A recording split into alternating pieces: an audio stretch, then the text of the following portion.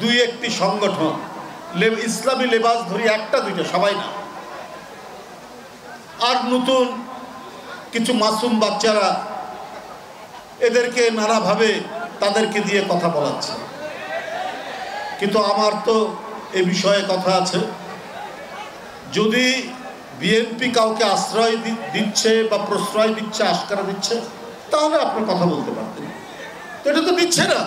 আপনার mob justice, আমরা তো পুরো বেগম খালেদা জিয়ার আমল গেছে, নানা আমল গেছে, কই আমরা মব জাস্টিসের কথা তো শুনিনি।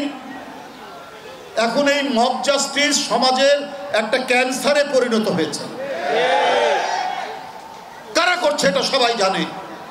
আজকে ছাত্র দলের নেতা সাম্য ঢাকা বিশ্ববিদ্যালয়ের পাশে সোহরাওয়ার্দী উদ্যানে তাকে কুপিয়ে কুপিয়ে লাঠির বাড়ি দিয়ে হত্যা করেছে।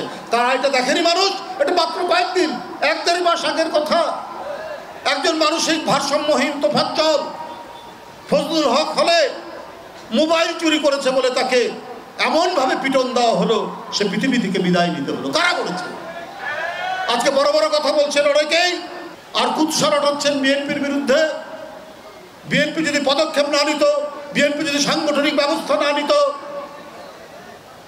বিএনপি যদি তাদের বিরুদ্ধে মামলা দিয়ে অথবা প্রশাসনকে না বলতো, এক কথা ছিল।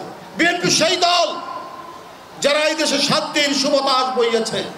আরে আওয়ামী লীগের চরিত্র তো সবাই জানে। আওয়ামী লীগ মানেই লুটপাটের দল, আওয়ামী লীগ মানেই হানাহানির দল। কিন্তু যারা ইসলামের নাম নিয়ে কথা বলেন, তারা শেখ হাসিনার সাথে 86 সালে নির্বাচনে গেছেন না? তারাও বলেছিলেন যারা কি বলে যে এরশাদের অধীনে নির্বাচনে যাবে তারা জাতীয় বেঈমান। হাসিনাও বলেছে, তারাও বলেছে।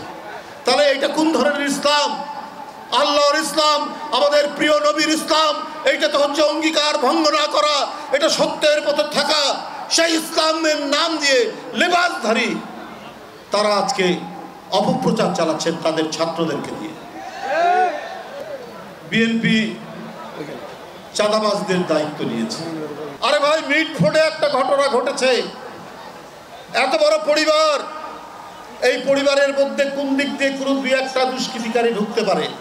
কিন্তু কথা হলো, এই পরিবার এমনি আমাদের যে সামাজিক পরিবার, এই পরিবারের মধ্যে অনেক ভাই আছে, অত্যন্ত ভালো মানুষ আছে না?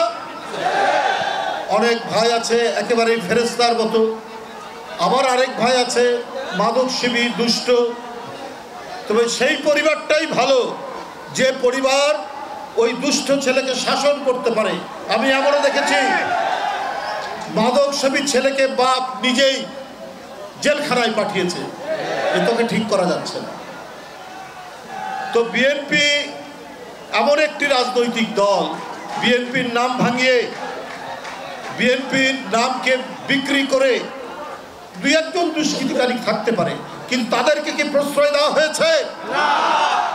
তাদেরকে কি আশ্রয় দেওয়া হয়েছে? ওই মিটফুটের ঘটনার সাথে সাথেই যুবদল ছাত্রদলকে ভারপ্রাপ্ত চেয়ারম্যান বলেছেন তাদেরকে এমনি বহিষ্কার নয়, আজীবন বহিষ্কার করুন। সাথে সাথে আজীবন বহিষ্কার হয়েছে। খবরের কাগজ, নিখাত, নির্ভীক, নিরপেক্ষ।